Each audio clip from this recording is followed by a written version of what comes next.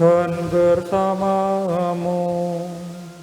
Dan bersama rohmu. Inilah Injil Yesus Kristus menurut Markus. Dimuliakanlah Tuhan.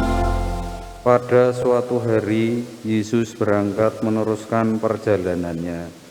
Maka datanglah seorang berlari-lari mendapatkan Dia, dan sambil bertelut di hadapannya ia bertanya, "Guru yang baik, apa yang harus kuperbuat untuk memperoleh hidup yang kekal?" Yesus berkata kepadanya, "Mengapa kau katakan aku baik? Tak seorang pun yang baik selain Allah. Engkau tentu mengetahui segala perintah Allah.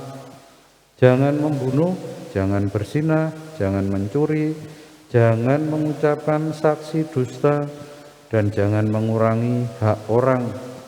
Hormatilah ayahmu dan ibumu." Kata orang itu kepada Yesus, "Guru, semuanya itu telah kuturuti sejak masa mudaku." Tetapi Yesus memandang dia dan menaruh kasih kepadanya, lalu berkata kepadanya, "Hanya satu lagi kekuranganmu. Pergilah, jualah apa yang kau miliki, dan berikanlah itu kepada orang-orang miskin.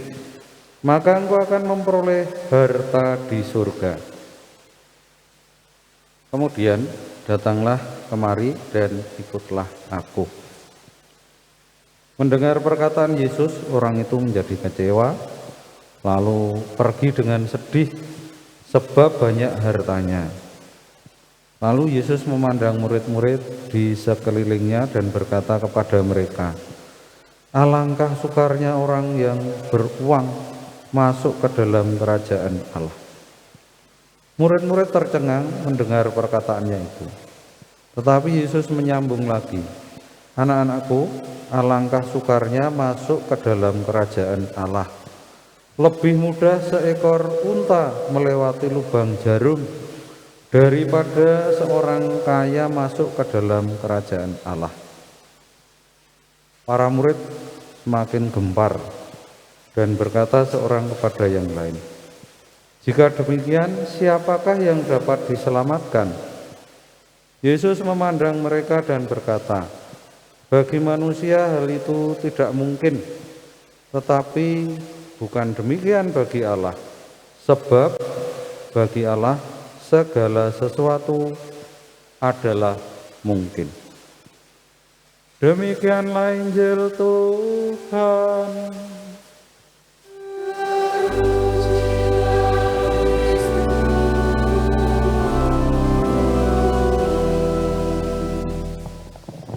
Saudara-saudari terkasih dalam Kristus, gereja memilih Bunda Maria sebagai bundanya, dan hari ini kita peringati pestanya sebagai Maria sebagai Bunda Gereja, karena telah terbukti dari waktu ke waktu sejak awal menerima kabar sukacita untuk menjadi rekan Sang Penebus, telah terbukti bahwa dia hanya menaruh harapan kepada Allah saja. Iman yang begitu dalam itulah yang dijadikan model oleh gereja sebagai teladan beriman. Karena gereja itu genusnya perempuan, feminin, dan Maria sebagai modelnya juga perempuan, maka dia angkat sebagai Bunda Gereja. Dan memang demikian adanya, yang melindungi putra-putrinya supaya semakin hari dengan imannya semakin dekat dengan Sang Penyelamat itu.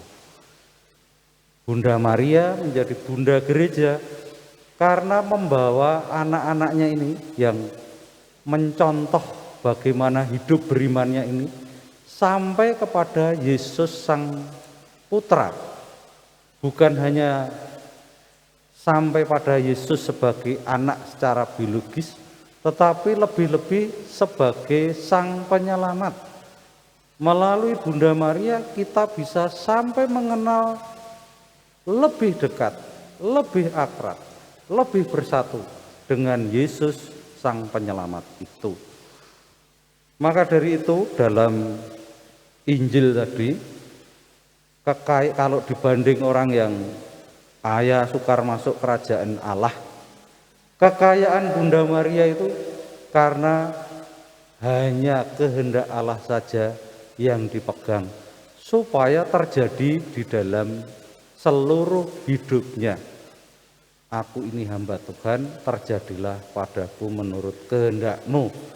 Dan itulah yang menjadi kekayaan Bunda Maria di dalam hidup berimannya. Dengan demikian menjadi kekayaan juga bagi kita semua, yaitu menaruh seluruh harapan kita kepada kehendak Allah.